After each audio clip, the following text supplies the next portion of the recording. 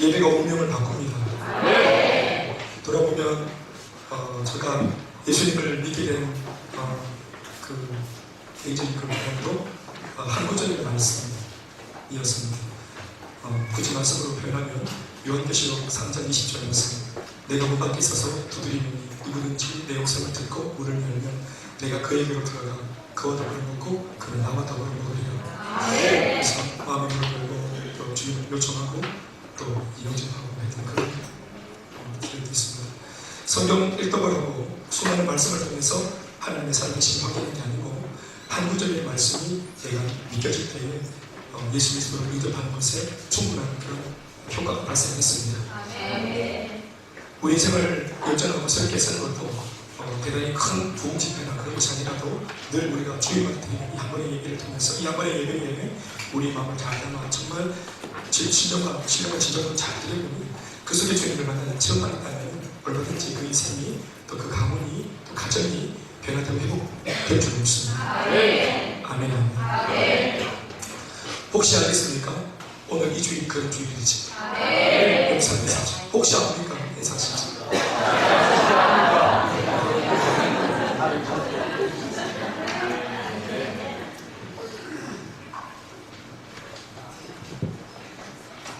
지난주에 우리는 더 강한 하나라는 제목으로 말씀을 들었습니다.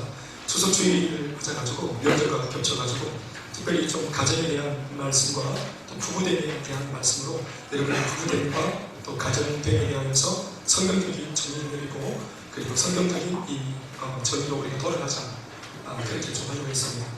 아무래도 옆집 부부와 비교하면 잘못인지 모르고 옆집하고 비교하면 우리 집이 뭐 그냥 다름이지 다양성이지 다를 뿐이지 틀린 게 아니잖아 이렇게 할 수 있는데 성경적으로 부부됨과 가정됨의 정의를 딱 들어보면 우리가 원래 하나님이 원하시는 부부됨과 하나님이 원하시는 가정됨에서 얼마나 벗어나는가를 알 수가 있어요. 그리고 거기에는 변명과 핑계가 되지 못하니까 우리가 회개할 거 회개하고 또 고칠 거 고쳐서 돌아가려고 할 수 있는 그런 명분이 세워지겠죠. 그래서 말씀으로 지난주에 그 은혜를 나눴습니다. 사실은 이런 중요한 말씀들을 우리가 정상적인 주의를 얘기를 드리는 말씀을 하려고 했는데 소수 그 지난주에 택한 받은 사람들 말씀을 그 말씀을 통해서 수월찬이 부부의 화합과 또 가정의 화합이 소소하게 일어났다는 제가 제보를 들었는데 동영상은 참으시고 지난주 말씀을 잠깐 정리하고 오늘 말씀으로 제가 들어갈 건데 그래도 참 오늘 오신 여러분들 참 잘하신 것은 지난주의 말씀이 오늘 말씀이 이어지면서 사실 이 두 가지 말씀을 놓고 정의를 내리면 지난주의 말씀은 서론에 불과한 말씀이고 진정한 결론은 오늘 있는 말씀입니다. 그래도 이렇게 상당히 부담되네요. 지난주 우리가 들었던 말씀 그리고 오늘 제가 하고 싶은 말씀 이 두 가지가 공교롭게도 오늘 주제 말씀으로는 고린도 전서 1장 10절을 읽었지만 지난주 이번 주 이 두 말씀을 같이 묶고 있는 말씀이 있어서 제가 그 말씀을 좀 세컨 텍스트로 좀 채택하면 에베소서 5장의 말씀으로 묵상할 수 있습니다. 에베소서 5장 23절 25절 말씀을 한번 띄워주시면 보시겠소. 에베소서 5장 24절 25절 말씀을 읽어보시겠습니다. 다 같이 한 목소리로 시작.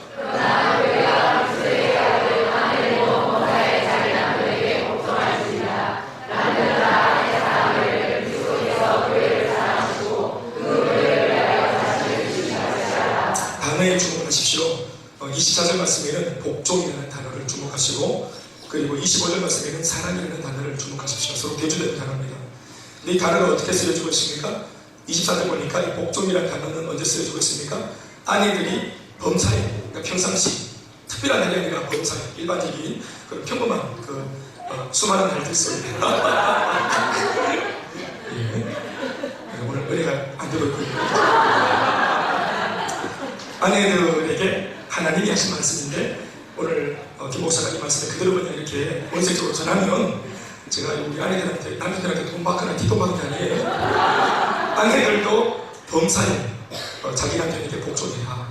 그러니까 아내가 남편한테 해야 될 한 가지 도리는 뭐냐면 복종입니다. 의금님께 물면서라도 하면 하십시오. 따라합시다. 아내들에게 주님이 하시는 말씀. 우리 남자분들이 그렇게 하시네. 아내들에게 주님이 하시는 말씀. 복종하라.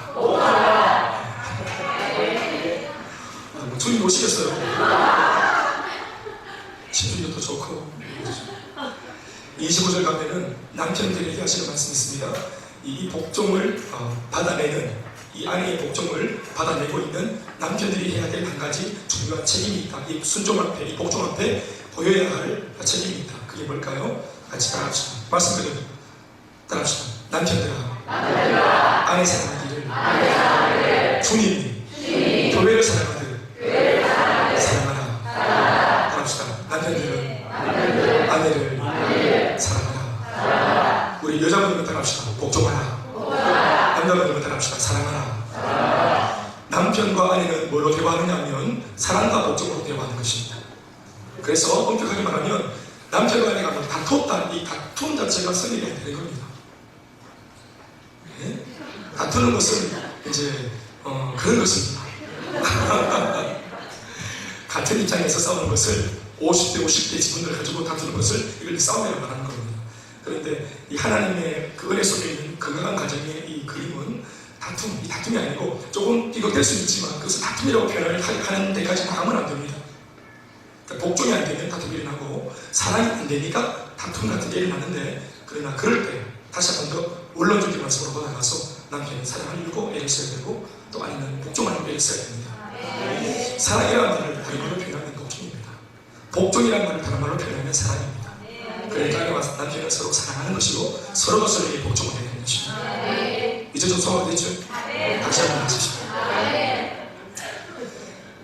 그래서 이렇게 이제 하나가 되죠. 근데 제가 지난주에 이 말씀을 놓고 부부가 두 사람인데 한 사람으로 딱 이제 그렇게 이제 더 연결어졌는데, 이렇게 두 사람, 남편과 아내가 각각 객체인데 이 따로따로 묶여 있는 한 개인들이 붙어가지고 하나가 되었다. 더하기 2가 아니라 더하기 1이 되었다.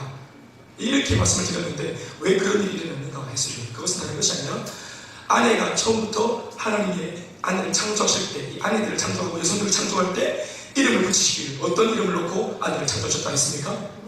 돕는배필이라는 주제를 놓고 여성들을 창조했단 말이에요. 여성 창조의 배경은 돕는배필입니다. 그러니까 누구를 돕는 겁니까? 남편을 돕는 겁니다. 그런데 이 하와가 뱀을 도왔죠? 아기 도왔잖아요. 그걸 복잡한 얘기 하지 말고 여자분들 좀 서로 부대기니까 우리는 집어넣어 삼쳐놓고 또 이렇게 밝은 얘기를 합시다. 아무튼 여자는 남자를 도와야 하는 입장으로 운명같이 그렇게 창조를 받은 거예요. 그러면 어떤 것을 놓고 도와야 하는가 할 때 여자를 짓기 전에 벌써 하나님이 남자한테 주신 사명이 있었어요. 사명이 있었어요. 그게 무슨 사명이었습니까? 바로 6일 동안 창조하신 하나님의 피조세계의 그 모든 피조물을 놓고 이름을 짓는 일을 아담에게 시켰어요. 그냥 이것은 단순한 이름 짓는 행위가 아니라 그랬죠. 단순한 노동이 아니라 그랬죠. 이름 짓는 이 행위가 뭐라 했습니까? 일종의 하나님의 사역이라고 했어요. 사실 이름 짓는 것이 특권입니다. 작품을 만든 그 작품을 놓고 이 작품명을 누가 짓는다고 했죠? 누가 짓는다고 했어요? 작가가 짓는 거예요. 작가가 그 작품의 이름을 짓는 것은 작가의 고유 권한인 거예요. 굉장히 중요한 마지막 작업이죠. 그런데 또 이 작품명이 또 대대의 역사에 남으니까 말이죠. 그런 것처럼. 그런데 하나님은 온 땅을 당신이 통치자로서 왕으로서 이 모든 것을 왕권으로 그 권한으로 다 창조하시고 난 뒤 동일한 입장에서 창조받았던 피조물 중에 하나인 인간한테 이 창조의 이 어떤 이 사역의 특권을, 마지막 백미를 찍을 수 있는 특권을 넘겨주셔서 이 아담도 피조물이면서 마치 창조주와 같이 동력하는 것 같은 그런 자리로 이 아담을 승천시키시고 불러냈단 말입니다. 그 일을 하게 하시면서. 할렐루야. 그러니까 사명은 우리를 고달프게 하는 것이 아니라 우리의 인생과 가치를 승전시키는 하나님의 장치인 것입니다.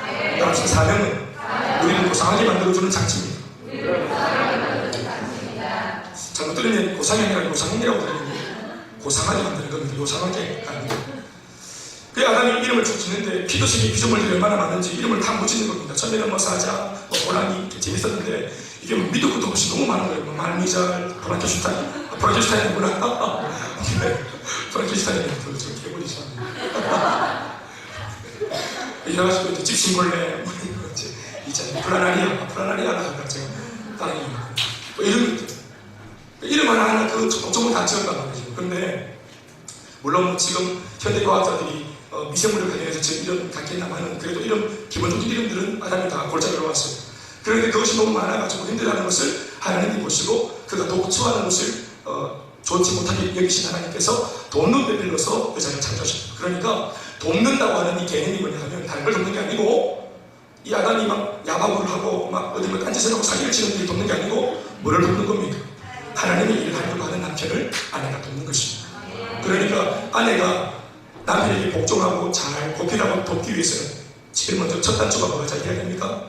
남편이 주님을 사랑할 때 먼저 오롯이 서 있어야 된다. 이게 뭐 치다 나갔다 밀었다 땡겼다 은혜가 될까 안 될까 다 하세요.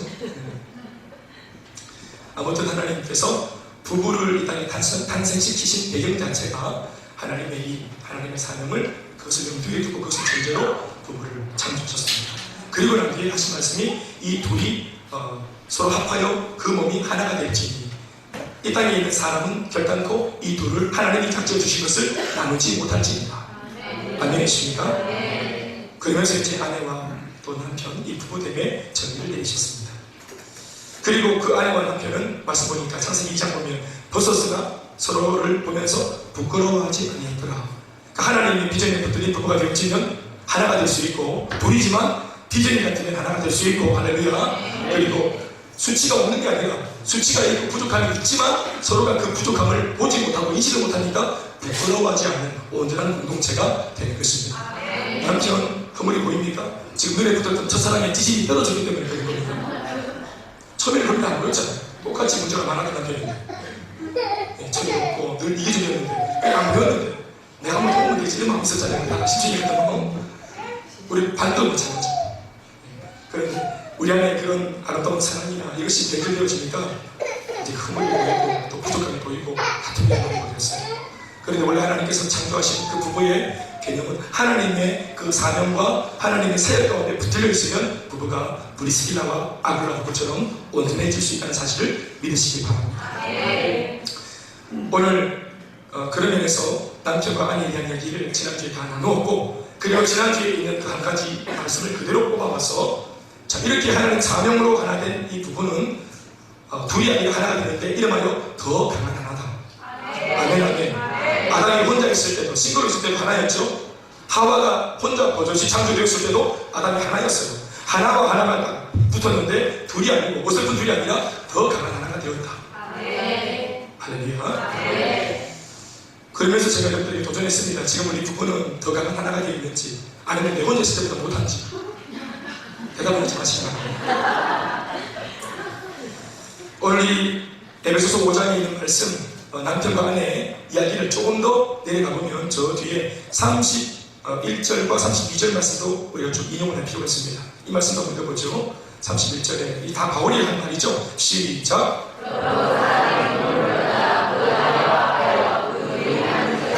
자, 사람이 부모를 떠나 그의 아내와 합하여 남자와 여자가 합했는데 그 둘이 아니라 그 둘이 한 육체가 되었다. 하나가 되었다. 더 강한 하나가 되었다. 자, 그런데 오늘 이 창세기 2장에 있는 이 말씀을 왜 바울은 다시 에베소서를 쓸 때 이 말씀을 인용하고 있는가 하는 것입니다. 여러분 에베소서의 말씀이 제일 중요한 주제는 뭐냐 하면 바로 교회 공동체입니다. 그 에베소 공동체, 에베소 교회 공동체를 바울이 감옥에 갇혀가지고 멀리 다른 감옥에 갇혀가지고 편지를 쓰면서 에베소 교회 공동체를 굳건하게 만들어주기 위해서 그들을 하나로 묶어주기 위해서 이 말씀을 썼는데 그냥 덮어놓고 너희들 하나 되어라 근거 없이 말하는 것이 아니라 바로 다른 게 아니고 그럼 우리 교회 성도들이 하나 되어간다라고 하는 것이 이게 어떤 의미가 목사와 성도가 하나 되어지고 성도가 하나 되어지고 또 교회가 또 이게 막 하나 되어져야 된다는 이런 말씀 이걸 좀 더 잘 이해할 수 있도록 돕기 위해서 창세기 2장에 그 부부됨의 원리를 가지고 온 거예요. 그래서 이 부부의 말씀을 다 잘하고 난 뒤 바로 30절 말씀에 이렇게 말하고 있습니다. 이게 바울이 하고 싶었던 핵심 내용입니다. 시작. 31절 말씀 부부의 부부됨을 왜 말했는가? 그것은 다른 것이 아니라 이 비밀이 크다. 이거 비밀이 영적인 비밀이라는 거예요. 나는 지금 이 부부됨에 대하여서 말을 하는 것이 자체가 목적이 아니라 이 말씀을 통해서 나는 그리스도와 교회에 대한 말을 하려고 한다. 그렇게 말하는 겁니다. 그럼 아까 우리가 인용했던 말씀으로 다시 돌아보면 아내가 남편에게 복종한다는 아내와 같은 신부와 같은 오늘날 이 땅에 있는 지상교회가 바로 예수님 그리스도를 향해서 복종하는 교회가 되어야 한다. 순종하는 교회가 되어야 한다. 그것이 교회가 갖추어야 할 주님 앞에서의 태도다라고 말씀하신 겁니다. 그리고 반대로 그렇게 할 때 그리스도, 남편이신 그리스도는 무한히 당신의 아내이자 신부와 같은 이 주의 몸된 교회를 뭐한다? 지극히 사랑한다. 복종과 사랑, 사랑과 사랑, 복종과 복종, 할렐루야. 그런 관계가 되어진다는 것을 설명하고 있는 것입니다. 남편과 아내의 관계, 즉 부부의 관계를 통해서 바울은 그리스도와 교회의 관계를 하는 것입니다. 둘이 하나가 되어 이전보다 더 강한 하나가 되는 이 영적인 비밀을 설명하고 있었던 것입니다. 그 말은 결국 지난주에 우리가 들었던 그 메시지가 오늘의 이 메시지를 위한 바로 서론이라는 사실을 기억하고 오늘 이 말씀을 우리가 결론 지을 필요가 있는 것입니다. 교회야말로 더 강한 하나가 되어야 합니다. 다 자매합시다. 이 땅의 모든 지상교회는 그리스도와 연합할 때 아내와 남편처럼 그리스도와 이 땅의 지상교회 이것이 연합할 때 둘이 하나가 되어진 한 몸이 된 것처럼 교회와 그리스도가 연합할 때 비로소 더 강한 하나가 될 수 있습니다. 교회는 그리스도께 철저한 순종을 드려야 하고 그리스도는 교회를 무한한 사랑으로 보호하시고 인도하시고 지켜주시는 것입니다. 그러나 무엇보다 이 땅의 모든 지상교회가 우리 큰순간에서의 교회를 비롯한 이 땅이 우리 대구 땅만 해도 한 1600개 정도 되는 교회, 전국에 한 5만에서 6만 가까이 되는 그 수많은 교회, 1년에 한 1500개 교회가 문을 지금 닫고 있다고 하더라고요. 그 작은 교회들이. 그런가 하면 1년에 이렇게 다시 개척을 하는 교회가 한 300에서 500개 정도 되는데, 그러니까 1500개 교회가 문을 닫고 한 300에서 500개 교회가 다시 개척을 하니까 결국은 마이너스 성능이 되는 겁니다. 그래서 지금 우리 지금 현재 한국교회나 대구교회가 많이 침체 가운데 있는 실정입니다. 그러나 그 교회가 어떤 규모의 교회이든지 연수가 어떻든지 아무 상관없이 이 땅에 있는 모든 지상교회는 뭐 삼각개척교회든지 아니면 의리한 큰 교회를 가지고 있는 그런 교회든지 역사가 배경되었든지 우리처럼 사는 반대였든지 아무 상관없이 모든 이 땅의 지상교회는 예수님과 하나가 되어서 더 강한 교회가 되어져야 합니다. 무엇보다 이 땅의 모든 지상교회가 예수 그리스도와 연합하여 강력한 하나가 되어야 하는 건강한 교회가 되어야 하는 뚜렷하고도 분명한 단 한 가지 이유가 있는데 그것은 바로 교회가 예수님처럼 이 세상을 살리고 돕고 치유하고 이 세상 사람들을 회복시키는 바로 그 사역을 감당해 내야 하기 때문에 그렇습니다. 그래서 교회를 가리켜 그리스도의 몸이라고 그렇게 말하는 것입니다. 머리는 당연히 예수 그리스도이시며 몸은 바로 그 머리의 통치를 받고 머리가 원하고 또 머리가 하고자 하는 그 의지대로 또 그 미션을 따라서 등이 그 모든 일들을 감당해 나가야만 하는 바로 그런 입장에 있는 것입니다. 그래서 몸은 바로 교회라고 하는 것입니다. 또 교회는 예수님의 몸인 것입니다. 머리가 지령을 내리면 몸은 바로 움직이는 것입니다. 그리고 몸은 머리가 원하고 꿈꾸는 대로 몸이 움직여져야 하는 것입니다. 그래서 예수님이 그 옛날 이 땅에 공생의 3년 반 이 땅에 계실 때 교회가 오늘 뭐 해야 되는가? 라는 것을 물어보려면 몸인 교회가 머리였던 예수님이 직접 이 땅에 오셔가지고 3년 반 동안 뭘 하고 다니셨는가를 주목해보면 됩니다. 또 그 얘기가 마태, 마가, 누가, 요한복음에 고스란히 적혀 있습니다. 예수님의 행동들. 그러니까 예수님은 이 땅에 계실 때 어떤 일을 하고 다니셨는가를 통해서 예수님의 주된 관심이 뭐였는가를 우리가 알 수 있고, 그리고 이 예수님이 지금은 영으로 머리가 되시고 물리적인 세계에 눈에 보이는 것은 이제 교회거든요. 무슨 말인지 알겠습니까? 이 땅에 몸으로 계신 예수님은 영으로 부활 생생하셨고, 그리고 이 땅에 교회를 딱 두셨다는 말입니다. 그리고 이 교회를 담임 목사나 다른 어떤 직분자들이 움직여가는 것이 아니라 머리 대신 예수님께서 교회의 권위를 세우시고 또 세우신 담임 목사를 통해서 당신의 뜻을 펼쳐가고, 또 담임 목사는 교회 성도들과 함께 주님의 그 말씀 앞에 순종하고 함께 몸이기 때문에 머리의 뜻대로 움직여가는 것입니다. 할렐루야. 그러니까 몸이 예수님이 뭘 원하는가, 이거 따로 사실은 뭐 기도만 해볼까? 기도할 것 없습니다. 사실 주님이 뭘 원하는지는 복음서대로 보면 다 나와 있기 때문에 가난한 자, 병든 자, 포로된 자, 눈먼 자, 눌린 자, 이 땅에 소외 되어지고 예수가 없어서 인생을 비참하게 살고 있는 그 모든 연약한 인간들에게 찾아가셔서 예수님이 그들을 돕고 구제하고 친구가 되어주셨습니다. 그러나 이 모든 행위의 진정한 목적은 그들의 영혼을 구원하는 것이었습니다. 할렐루야. 왜냐하면 이 땅에 육신은 다 썩어서 없어질 것이고 영원한 것이 아니기 때문에 그렇습니다.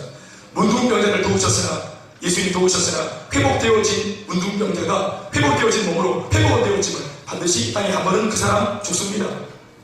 중풍병자가 예수님 때문에 고침을 받았지만 회복되었다 할렐루야 했지만 그 중풍병자도 살다가 나이가 다 되면 죽고 떠납니다. 이 세상을. 그러니까 이 땅에서 나의 삶의 필요가 채워지는 것보다 더 중요한 것은 내 영혼이 구원을 받는 것입니다. 아멘이십니까? 우리 조지 허포유님 아멘이십니까? 우리 남성 세대에서는 우리 막내 택이신데 허포유님이 아니면 다 아멘이에요. 또 누가 있는 것 같아요? 동건아 아멘이가? 그래 얘 아멘도 아멘이 돼. 우리 여기 유다인 막내가 이제 동건인데 동건이가 아니면 다 아멘인데. 할렐루야. 자 우리 유 중상 아버님 제 어른이신데 우리 어른이 아니면 다 어른입니다. 아버님 이 말씀 동감하시고 아멘 되십니까? 다 아멘이 되십니까? 몸은 머리가 원하는 대로 움직여야 되죠. 만약 그것이 안 되면 이 몸이 장애가 있는 겁니다. 그러나 우리가 반드시 고민하고 생각해야 할 것은 머리를 따라 몸이 능수능란하게 움직여내기 위해서는 몸이 생각보다 내가 생각하는 것보다 훨씬 더 건강해야 한다는 사실입니다. 우리가 이 젊은 아이들이랑 나이든 뭐 여기 어르신들이랑 차이가 있다는 건 뭡니까? 마음은 모두가 청춘입니다. 그렇죠? 마음은 모두가 청춘입니다. 그런데 어디서 하자가 나타납니다. 하자라기보다는 좀 뭐가 좀 이렇게 좀 차이가 납니다. 생각은 진짜 꿀뚝 같은데 손을 들고 찬양하고 그러고 싶은데 관절염이 있어가지고 허리가 땡기고 근육이 땡기시는 바람에 고막하게 못하고 마음은 막 행복모임 나도 행복모임 막 뜨겁게 막 보험처럼 막 다 들고 나가고 싶고 막 보험처럼 막 많은 데만 다 보자기처럼 되고 싶고 이런 막 꿀뚝같이 있는데 이게 막 잘 안 되고 또 그렇게 기대기도 안 되시고 또 보자기 들고 가시다가 또 힘들고 한장에 쉬셔야 되고 그런 생기시는데 마음은 있지만 몸이 안 따라갈 때 여기서 이제 지하철을 만든 것처럼 그와 같이 머리가 뭔가를 딱 감동을 주셔도 이 몸의 교회가 딱 건강하지 못하면 움직이지 못하는 것입니다. 바로 여기서 건강한 교회라고 하는 중요한 대주제가 나온 것입니다. 교회의 건강은 교회 그 자체의 현상 유지를 위한 조건이라기보다는 교회가 건강하면 뭐 부흥도 하고 뭐 이런 것들 교회가 건강한 분위기도 좋고 아니요. 교회 자체가 어떤 현상 유지를 하기 위해서 교회가 건강해야 된다. 현상 유지를 위한 조건이 아니고 교회 건강은 교회가 해야 할 사명과 영원성이 깊이 있는 것입니다. 사명과 영원성이 있는 겁니다. 건강해서 뭐 하자는 겁니까? 교회가 남편이 아내를 사랑하듯 그리스도의 사랑과 보호 아래 있는 교회가 그 사랑을 뜨겁게 넉넉하게 풍성하게 받아내면서 결국은 그 사랑을 받아먹은 누리면서 교회가 뭐 하자는 겁니까? 예수님의 보살핌과 보호와 지켜주신 그 은혜를 듬뿍듬뿍 받으면서 건강해진 교회가 뭐 하자는 겁니까? 교회가 예수님의 의지대로 사역하기 위함입니다. 신학자 한스 퀸이라는 사람의 교회론을 들여다보면 책이 좀 이만큼 두꺼운데 그 속에 적혀있는 그 내용 중에 몇 가지를 좀 정리를 하면 교회론에 대해서 이분은 사실은 천주교에 신취해 있다가 지금은 천주교에서는 이단화로 이렇게 좀 지급되는 그런 형편이면 이 책을 찍을 때만 해도 상태가 괜찮았습니다. 이 책을 찍을 때 그가 좀 성령 인도를 받으면서 지금 책이라고 많은 우리 그 교회원들이 평가를 하는데 한스 퀸이 지어놓은 그 교회론 책을 들여다보면 교회됨에 대해서 4가지로 정의하고 있습니다. 이 사람의 4가지 교회됨을 정의한 내용에 사실은 우리 개신교하고 교회됨에 대한 정의가 같습니다.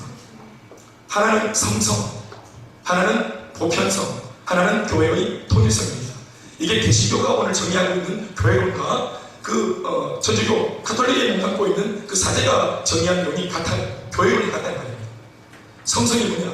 교회는 비록 사람이 지은 지상교회지만 하나님께서 은혜를 주시면 이 교회가 거룩합니다. 이 교회는 교회인과 동시에 성전이에요. 할렐루야. 교회의 거룩성, 교회는 거룩하다. 이 동네 그냥 수성상가 수성구 수성 3가 332번지 1층에 시스페이스 2층에 영호수 나머지는 근수 이 자리에 위치하고 있는 이게 물리적인 교회라 그래서 인간이 뚝딱뚝딱 만들어 놓은 건물로서의 교회가 아니라 이 교회는 주님께서 임재하시는 하나님의 나라입니다. 하나님의 성전입니다. 거룩한 구별되어진 주님의 교회입니다. 이게 바로 교회의 성성이라 하는 겁니다. 이것이 이제 똑같이 같은 개념을 갖고 있다는 거예요. 그 두 번째 개념은 보편성. 바로 이 주님의 교회는 특권의식이 있는 것이 아니라 모두가 다 교회에 들어오면 똑같은 형제와 자매다. 대접받는 사람이 따로 있고 대접해야 하는 사람이 따로 있는 것이 아니라 세상의 어떤 감투와 직감을 가지고 있더라도 교회에 들어오면 똑같은 형제와 자매다. 아멘이십니까? 예수님이 우리한테 은혜를 주실 때 보편적으로 같은 은혜를 주신 것입니다. 아멘이십니까? 그리고 교회의 통일성. 이 땅의 모든 교회는 그것을 담임하고 있는 목사는 다 다르고 구성하고 있는 성도들은 다 다르지만 이 땅의 모든 지상교회는 바로 예수님이 주인이십니다. 통일되게 할렐루야. 자, 그런데 여기까지 얘기하면 우리나 그들이 똑같은데 이 한스 킴이라고 하는 사람이 자신이 묵상하다가 성령의 특별한 어떤 계시를 받았는지 그 책에는 우리조차도 적고 있지 않는 한 가지 교회의 특징을 더 적고 있습니다. 교회됨에 대해서 정의를 하나 더 내리고 있습니다. 오히려 그는 앞에 다루었던 이 세 가지 성성, 보편성, 통일성이 뒤에 있는 한 가지를 위해서 존재한다고 말할 정도로 이게 진짜 교회다. 그 네 번째가 뭐냐면 바로 사도성입니다.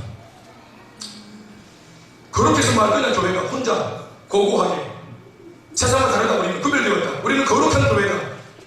그러니까 여러분 죄 많은 인생이 어떻게 그 교회에 들어오겠어요? 아닙니다. 교회가 세상 속에 있지만 그 거룩에 우리가 세상 사람들의 그 죄가 교회를 오염시킬 수 없다는 사실을 알고 있죠. 오히려 교회의 거룩이 세상 사람들의 그 죄를 씻어내고 거룩하게 만들어가고 확장시키는 것입니다. 그러니까 성성, 거룩한 교회는 사도와 같이 복음을 전해야 되는 겁니다. 이 거룩을 다른 사람도 거룩해 줄 수 있도록 복음을 전해서 예수님을 영접하게 만들어서 그 사람도 거룩한 것이 되게 만들어줘야 되는 것입니다. 보편성.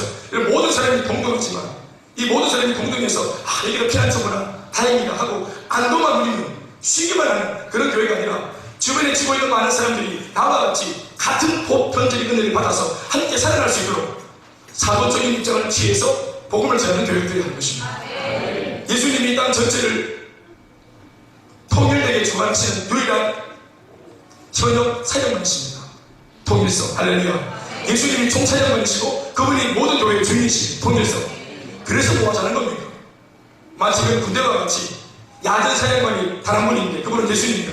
이 땅에 모두가 아군인 교회끼리 경쟁하는 것이 아니라 모든 교회는 다 아군입니다. 아멘이십니까? 그래서 진정한 이 교회의 적, 세상의 적인 대적인 악한 사탄 마귀를 향하여서 우리가 싸워야 할 적이 있기 때문에 교회가 하나가 되어야 하는 것입니다. 그래서 통일성도 결국은 이 사도성과 같이 연결되어 있는 것입니다.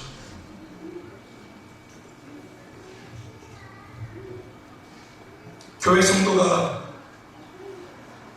세상으로부터 구별되어서 부름받았다는 사실과 더불어 교회와 성도는 세상 속으로 또다시 보냄을 받았다 하는 사실을 인정해야 합니다. 어떤 신학자들은 말하기를 교회는 예수님의 제2의 성육신이다 라고 말하기까지 했습니다. 이건 사실 신학적으로 좀 오해가 있고 좀 과하게 표현된 부분도 있지만 그렇게 표현을 해도 무방할 정도로 이게 무슨 말인지는 이해가 될 정도로 예수님이 두 번 다시는 이 땅에 몸을 오지 않는데 다시 할렐루야. 그런데 이 땅에 두 번째 몸으로 오셨다. 그게 뭐냐면 교회다 이렇게 말하는 겁니다. 교회가 예수님입니다. 또 다른 모습의 예수님입니다. 그러므로 교회는 예수님이 이 땅에 계시면서 보여주셨던 대로 그분이 주력을 다해 하고자 하셨던 일을 교회가 위임받아서 이제는 교회가 예수님처럼 예수님의 그 대업을 해나가야 하는 줄로 믿습니다. 건강한 교회라 할 때 건강이라는 이 말의 의미는 다른 것이 아니라 예수님처럼 영혼을 구원하고 그리고 교회가 예수님처럼 가르치고 전파하고 치유하고 지역과 민족과 세계를 복음화하는 그래서 이 땅을 하나님의 나라로 만들어가는 이 거룩한 복음 사역을 하기로 이렇게 뜻을 세운 교회를 놓고 그 교회 건강한 교회라고 이름을 붙이는 것입니다. 즉 교회의 건강, 이 건강은 예수님이 교회에 위임하신 사명과 절대적으로 밀착한 관계에 있다 하는 것입니다. 자, 여러분, 그러면 제가 지금 무슨 학적으로 막 교회 성성, 보편성 이렇게 뭔가 제가 어떤 정보나 어떤 이 학적인 내용을 전하고자 하는 것이 오늘 설교의 목적이 아니고 이런 말을 제가 오늘 결론까지 하려고 하는 그런 마음이 있습니다. 저를 보십시오. 자, 앞서 다룬 이 이야기. 그러면 교회가 이와 같은 건강을 회복하고 또 이런 건강을 소유하기 위해서는 어떻게 해야 될까요? 건강한 교회가 되어서 예수님이 머리신 주인이 지병을 내리시는 대로 재발을 민첩하게 잘 수행하기 위해서는 아까도 말했지만 아내가 복종하듯이 이 교회가 잘 행동으로 삶으로 복종하기 위해서는 군더더기 없이 할렐루야. 이거 어떻게 해야 될까? 어떻게 하면 건강을 할 수 있을까? 결국은 교회를 구성하고 있는 구성도소들이 성도들의 상태가 바로 이 모든 것의 열쇠가 되고 관건인 것입니다. 건물인 교회를 놓고 건강하다 안 건강하다 어떻게 말하는 거예요? 예? 1층의 상태가 좋고 4층의 식당 상태가 좋고 이게 건강입니까? 그게 아닙니다. 얼마나 다시 리모델링을 잘했느냐 이게 교회 건강입니까? 그렇지 않습니다. 이 교회는 에스카레이터가 없고 그냥 계단이 이런 생자리로 계단이가 이게 건강한 이런 게 아니고 교회의 건강이라는 말은 바로 교회를 구성하는 성도들, 목회자와 성도들의 상태에 바로 담겨있는 것입니다. 이게 결정되는 것입니다. 그러므로 그런 의미에서 볼 때 우리가 참 교회를 건강하게 만들어내기가 참 더 복잡해집니다. 내 상태가 교회 상태다. 특별히 우리 교회 성도 상태가 그러니까 쉽게 말하면 내 상태가 지금 앉아 계신 분들의 상태가 교회 상태입니다. 왜 우리가 이런 말 하잖아요. 상태가 안 좋다 이런 말 하잖아요.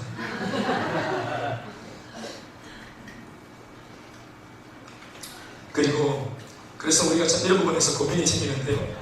결국은 내가 부족한 것이 내 부족으로 끝나는 게 아니고 내 부족이 나의 게으름과 나의 나태함이 이게 우리 교회의 이름을 결정짓는 거예요. 그리고 그것으로 끝나는 게 아니라 그렇게 결정되어진 교회가 과연 내 이름을 따는 교회가 과연 예수님의 그 말씀 앞에 민첩하게 행동할 수 있는가 여기까지 생각을 하면 내가 나의 미숙함이나 나의 부족함이나 나의 연약함을 그대로 둬서 되겠는가 이걸 방치해서 되겠는가 이런 생각이 드는 거예요. 여러분 더 웃기게 줄 아세요? 젊었어요. 이런 말 해야지 이제 깜짝 놀랐네. 그럼 나는 이 교회에서 내 말씀을 드리겠네. 내 상대의 뭐 해결은 내 말씀을 드리겠네. 병이 올라가겠네. 내 때문에 병이 떨어질 거예요. 자 여러분 놀라서 전해드릴게요. 그분이 다른 교회 옮기는 순간 그 교회도 병이 떨어진다는 사실. 이거는 물리적으로 해결이 안 됩니다. 내 때문에 내가 크게 그러나 하고 내가 그 교회 들어가는 순간 이 교회가 나 때문에 막 주저앉았다. 내 기까지 증거대를 치고 바닥을 이렇게 해서 여기서 졸다가 찝어먹어서 삐져가지고 난 딴 데서 졸다가 하면서 가보지. 그럼 그 교회가 또 조는 겁니다. 이분이 가는 곳마다 교회가 푹 잡는 겁니다. 푹 잡는 겁니다. 잘 싸운다. 내가 좀 바른 말 해드려서 난 그 시기 하나 끄면 난 딴 데서 바른 말 할게요. 그것도 싸웁니다. 싸움까지 가고 있는 것입니다. 사랑하는 여러분, 하고 싶은 말이 뭐냐 하면 이 문제는 물리적으로 해석하는 것이 아닙니다. 결국은 내가 이곳에서 하나님 앞에 영적으로 쇼를 봐야 됩니다. 여기 계신 분이 마음을 너무 크게 하실 거예요. 더 기쁠 거예요. 사랑하는 여러분, 오늘 나 자신을 돌아보시면서 나는 어떤 상태에 있는 성도인가? 나는 내 건강 상태가 어떤 목회자인가? 저는 제가 하고 있는 이 목회는 과연 건강한가? 우리 셀리는 나와 내 셀 가족 이 모임은 정말 건강한가? 때로는 누구 때문이라고 말하고 싶겠지만 뭔가 앞에 직분자들, 저도 여러분들도 마찬가지겠지만 뭔가 잘 안 될 때, 내 딸은 한다고 하는데 잘 안 될 때 이걸 자꾸 누군가한테 핑계 돌리고 싶은 그런 경우들이 있는데 그럴 때 딱 가지고 보면 그게 내 상태가 그대로 투영되어져서 목회에, 교회에, 셀 가족 모임에 반영되는 것입니다. 사실 오늘 이 메시지는 전체가 참 많이 들어야 될 메시지입니다. 사실 우리 모두가 이 부분에 자유할 수 없습니다. 그렇다면 그래 부족한 어떡하고 부족하면 다 때리지 않을까? 그게 아니고 오늘 그래서 제가 이 모든 문제를 해결할 수 있는 한 가지 키로 삼은 것이 바로 오늘 본문입니다. 고린도전서 1장 10절의 말씀. 형제들아 내가 우리 주 예수 그리스도의 이름으로 너희를 구원하노니 모두가 같은 말을 하고 너희 가운데 분쟁이 없이 같은 마음과 같은 뜻으로 온전히 합하라. 여기 하나 되어라 라는 말이 없지만 하나 되는 게 아니라 비결을 말해주는 말씀입니다. 하나 되지 못하게 만드는 것이 뭘까요? 분쟁입니다. 분쟁하지 않으면 교회는 하나 될 수 있습니다. 근데 분쟁을 일으키는 요소가 뭐라 합니까? 이 말씀 보니까 같지 않으면 분쟁이 일어나는 것입니다. 교회는 예수님이 우리 교회 가운데 주신 그 사명과 명령, 아까도 말했지만 교회의 존재 목적 자체가 예수님이 하시고자 하셨던 일을 하는 겁니다. 그것을 대행하는 겁니다. 아멘입니까? 복음을 전하고 지역을 전도하고 영혼을 구원하고 세계를 복음화하는 것, 이것은 여러분 거창한 어떤 이벤트가 아니라 교회가 이 땅에 존재하는, 우리 교회가 이 땅에 존재하는 이 수성 3가 32번지에 터받고 서가지고 여기에 우리 교회가 존재하는 이유가 그것입니다. 아멘입니까? 좀 심하게 표현하면 그 일을 하다가 교회가 망한데도, 사실 주님이 교회가 망할 리는 없겠지만 좀 표현하자면, 과하게 표현하자면 우리가 형편도 안 되고 돈도 없는데도 전도하겠다고 소유하겠다고 이렇게 주력을 다 하다가 교회가 망한데도 주님께서 잘했다 칭찬하시는 겁니다. 해야 될 공부를 안 하고 그냥 생명 유지, 가려고 길을 오랫동안 유지하는 것보다 주님이 하려고 하라고 하신 명령을 따라서 몸 바쳐 충성하다가 교회가 사실은 엎어지고 망한데도 더 잘한 겁니다. 여러분, 예수님이 십자가에 안 들어가시고 계속 살아남으시고 생존하시고 죽었다가 머리는 못 뽑고 막 돌아다니시고 이러면 일이 되겠습니까? 예수님의 목적은 생존하는 게 아닙니다. 살아남는 게 아니셨습니다. 망하는 것처럼 보인다 할지라도 십자가 위에서 장렬히 몸을 불태우고 불사르는 것이었습니다. 우리 위에 죽으시는 것이 그분이 오신 목적이었습니다. 아멘이십니까? 그리고 그 죽어진 제로 베이스가 되어진 그 상태에 있는 예수님은 스스로는 힘이 없지만 말씀을 하나님께서 다시 의로운 오른손으로 죽으신 예수님을 생명을 부여하셔서 이렇게 세우셨다고 써졌습니다. 아멘, 아멘. 죽은 사람은 용서할 수 없잖아요. 그래서 능력 많으신 하나님이 살려서 이렇게 세우신 것입니다. 아멘이십니까? 물론 예수님이 하나님이시기 때문에 이것은 하나님이 예수님을 살리셨다는 말도 되고 예수님 스스로가 죽음을 이기셨다는 말도 되는 겁니다. 예수님이 하나님이시죠. 할렐루야. 우리가 여러분 살아되어진데도 불태워서 완전히 사라진다고 할지라도 영이 된다 할지라도 우리가 딱 죽었다라고 할지라도 표현을 하기를 망했다 할지라도 아무것도 없는 그 자리가 된다 할지라도 하나님은 부활의 능력으로 다시 한번 또 하려고 하다가 잠시 넘어지거나 주춤하는 교회를 들어서 주의 일을 하게 하실 줄 믿습니다. 능력 많은 그 주님이 넘치신 능력으로 우리에게 주지 않을 리가 없죠. 아낌없이 주시는 것입니다. 말씀드리겠습니다. 하나가 되어져야 될 필요가 있습니다. 하나가. 오늘 우리 교회가 이제 4년 반을 지나면서 처음으로 교회 직분자를 세웁니다.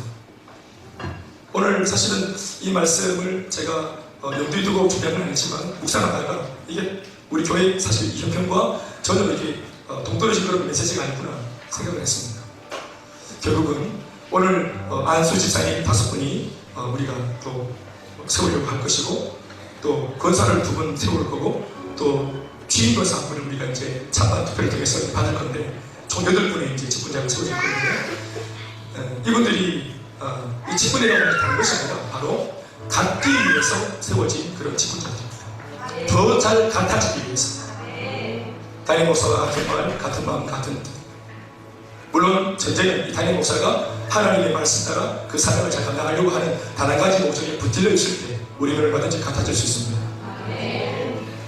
성도들은 전부 다 믿음이 자장가별로 다르기 때문에 분량이 다 다르기 때문에 그래서 후미진 곳에 있는 믿음이 연약한 교회가 가지고 있는 비전에 대해서 잘 동의하지 못하고 이해를 잘 못하는 분들까지도 놓치지 않고 중간중간 있는 이 이제 중간 이 리더십들이 찾아가서 그분들을 검열하고 또 동료하고 주님을 위해 사는 삶이 얼마나 황홀한 삶인지를 삶으로 보여내고 본이 되어주고 주님 손에 붙들려 사는 삶이 얼마나 기쁘고 행복한 삶인지 거기에 대해서 이제 증언하고 그래서 결국은 모두가 같은 말, 같은 마음, 같은 뜻으로 뭐가 없이 분쟁이 없이 그래서 일사불란하게 예수님이 사인해 주시는 교회 그리고 교회를 구성하는 성도 모두가 같이 아멘이라고 외치고 한 방향으로 달려갈 수 있도록 만들기 위해서 오늘 이렇게 과거로 치면 50부자, 100부자, 1000부자 중간 계층의 이런 직분자들이 요구되어지는 것입니다. 결국은 사도행전 6장을 보시면은 예루살렘 교회도 초대교회도 최초의 그 스테반을 비롯한 7명의 그 7인방, 집사 7인방을 세우잖아요.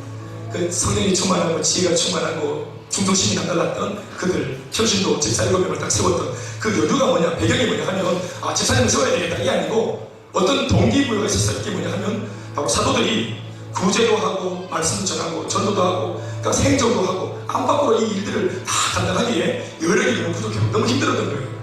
그래서 해야 할 사도들이 해야 할 본질적인 일들을 자꾸 놓치는 바람에 안 되겠다 해서 그런 어떤 사도들의 필요에 의해서 사역과 사명을 잘하기 위한 그 필요에 의해서 평신도 집사들을 세운 것입니다. 그리고 사도들은 말씀과 전도에 더 전무하는 그런 일들을 했던 것입니다. 그런 면에서 볼 때 집사님들이 이 사도들을 잘 협력하고 도우는 그런 자리에 있어서 결국은 이 교회가 하나님의 일을 잘 만들어갈 수 있도록 잘 이루어갈 수 있도록 전직에 같이 톱니와 기처럼 잘 몰려서 그렇게 교회가 건강해서 잘 달려갈 수 있게 만든 그런 역할들을 했다는 사실을 믿으시기 바랍니다. 제가 우리 후보들한테 그런 말 했습니다. 이런 경우는 스스로 자진 사퇴해달라고, 후보에서 사퇴해달라고 제가 부탁했습니다. 어떤 경우? 이 직분자가 되어진 이 직분을 교회의 감투로 벼슬로 생각하는 사람이 있으면 너무 죄송한 말이지만 물론 또 선출력은 안 되고 제가 임명받기까지 한 3개월 있어야 되는데 교육하면 되겠지만 이런 정도의 마음이라면 나는 교육도 하고 싶지 않다고. 저는 그건 너무 베이스가 안 된 거기 때문에 만약 이 직분을 감투로 벼슬로 생각하는 분들은 자신 사퇴해달라고 내가 부탁하겠습니다. 지난주 주일날. 근데 이제 우리 모두가 다 그런 분이 없었기 때문에 모두가 무사히 이루어졌습니다. 벼슬이 아니에요.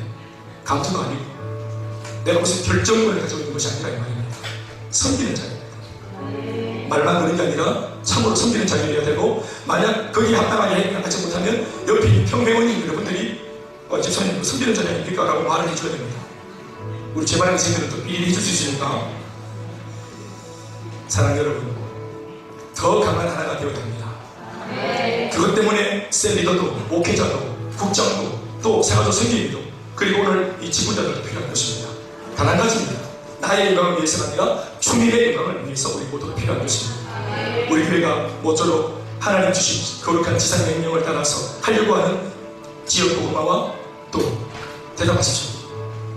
지역 복음화와 민족 복음화와 북한 선교와 세계 선교. 지금 저는 크게 말하는데요. 다시 시작. 지역 복음화와 민족 복음화와 북한 선교, 세계 선교. 감당하려고 하는 이 한 가지 비전에 우리 모두가 같이 몰입되어지고 골도할 수 있기를 주 예수 이름으로 축원합니다. 같이 기도하시겠습니다.